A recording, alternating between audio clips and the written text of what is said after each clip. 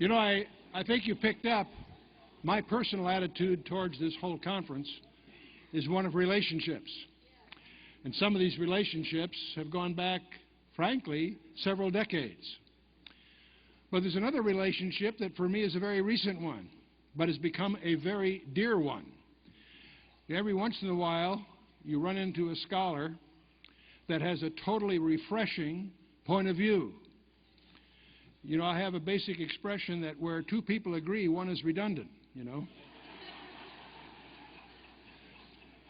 And one of the delights of my recent years here is to develop a relationship with a PLO terrorist. Now, doesn't that sound strange, right? But I've just developed a profound professional respect and a deep personal warmth to your next speaker, which is Walid Shoebat.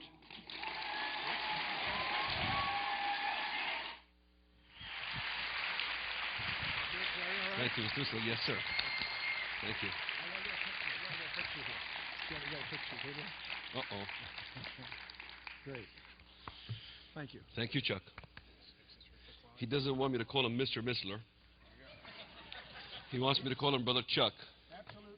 You won't break that habit, but it's Chuck. Okay? It's You're family now, see? yeah, I understand, but in the Middle East, if you're one day older, I have to call you Mr. or else I'm... And the funny thing about Brother Chuck is that he loves PowerPoint. And I'm the old-fashioned kind of guy with old, like, school blackboard. It should be the other way around. Always glad to be here in my favorite church, and of course, my favorite pastor.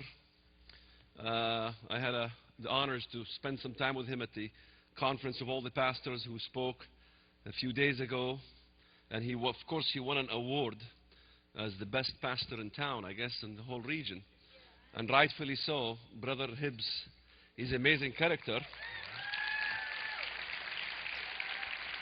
Although I don't understand it, since he's not here, maybe I can gossip about him. He has such a baby face, you ever notice?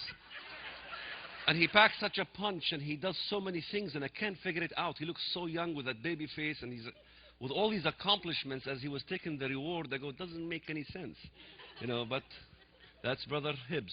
Anyway, let me get first to the accusations. A lot of times, us Christians get lots of accusations. We begin to talk about Bible prophecy, especially in the area of Bible prophecy, because when you talk about Bible prophecy, and when you talk about how the media portray us Christians, they always like to accuse us of people who live in a la-la land who are so gung-ho on self-fulfilling the Bible. You know, we make the Bible, we fulfill the prophecies in the Bible in order to prove the existence of God. And I got a problem with that accusation, because if you look at the things that were fulfilled in our time, specifically the establishment of the state of Israel after it's been in exile for thousands of years, and we ask ourselves the question, in order for the state of Israel to exist or to have existed in 1948, created in one day, the element that caused this creation of the state is definitely, no one can deny it, was the element what we call as the Holocaust. The Holocaust is the main mechanism that fueled or ushered the process of establishing that state. So if we indeed are a people that are trying to enforce things to self-fulfill the Bible, that means us Christians must have created the Holocaust to fulfill the Bible. When in fact it was the very enemies of the Bible, Nazism, Islamism, even in the Middle East, Jews were persecuted. It is the very people that hated Bible prophecy, that worked tirelessly for the things not to happen, somehow inadvertently worked on fulfilling Bible prophecy. In other words, it really doesn't make any sense. It reminds me of the story of Jesus. You know, the devil wanted him crucified. Crucify him, crucify him. And what that caused was really fulfilling the Bible. So as I said, the very elements that hate God end up doing God's work and they have no choice about it. But such is the Bible. They accuse us of attempting to usher in an apocalypse, that we want to usher in the apocalypse. That's what we talk about Bible prophecy. When in reality, if you look at it, it is Ahmadinejad who's trying to usher in an apocalypse. He comes to the United Nations and he makes a speech, and he's the only one that's talking about this coming of this Mahdi, the enlightened one, the Muslim Messiah. I don't even see Christian speakers speaking at the United Nations or speaking, you know, at the White House in a political issue, begin to talk about anything eschatological. The eschatological issues that we talk about is among our church gathering. Yet Ahmadinejad is allowed to speak about his eschatological belief, ushering in this coming of this Mahdi figure. In fact, a lot of times I get this argument that, you know, so what? Muslims believe in their God, Christians believe in their God, Jews believe in a different God, Buddhists believe in a different God. But in fact, in reality, the descriptions of these gods are a little different, but in reality we all worship the same God. The God of the Buddhist, Jehovah God, Allah are all the same deity. You get that all the time. We all worship the same God. In fact, every time I go to a restaurant, you know, I try to witness to the waitress or whatever. You know, they don't want nothing to do with you because they say, well, worship the same God, leave me alone. I say, okay. In fact, that's the main liberal argument, that the Christians are kind of crazy because they always emphasize that we are so mad about believing in one God and we don't believe in all the other religions. We're not kind of universal. Well, I like to always argue and say, okay, if you think that we all believe in the same God, can a liberal carry a poster, we all believe in the same God, Allah, Yahweh, Buddha, and take that poster in the middle of the pilgrimage in Mecca during the Islam's holy pilgrimage and carry the poster and tell me how long they live?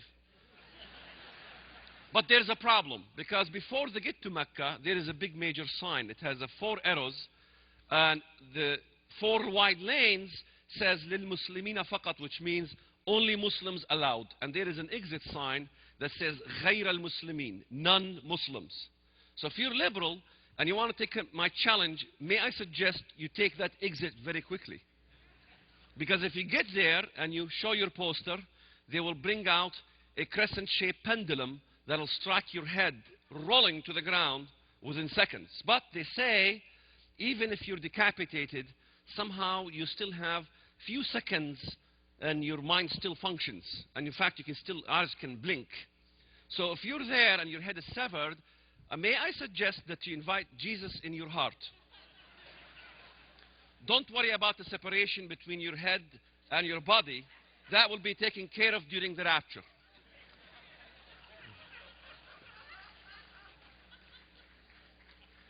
And I always, you know, in fact, if you want to challenge me on this issue that we all worship the same God, next time you run into a Muslim, ask him a question. Say, what does Allah mean? They will instantly tell you, Allah means God. God and Allah is the same thing. The word for God in Arabic is the word Allah. Okay. Next question. My dear Muslim friend, I'm very interested in Islam. How can I become a Muslim? He gets very excited, of course. He will tell you very easily. Say, repeat after me. There is no God but Allah, and Muhammad is his messenger. You say, okay. There is no God but God. He says, no, no, no, no, no, no.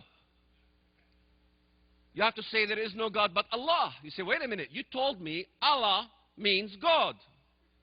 Why do I have to say there is no God but Allah? If Allah means God, I can say there is no God but God. And I, as a Christian, agree